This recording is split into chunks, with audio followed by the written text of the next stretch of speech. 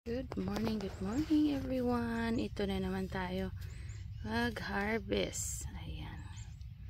Super lamig this morning, 40 degrees. Kaya harvest na muna natin ito. Ayan, isang basket ng tomatoes.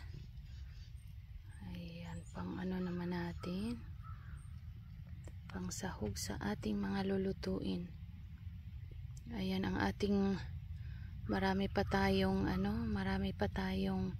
mga gulay, pero palamig ng palamig every morning, pababa ng pababa yung temperature natin. Kaya ayan, ito harvest time.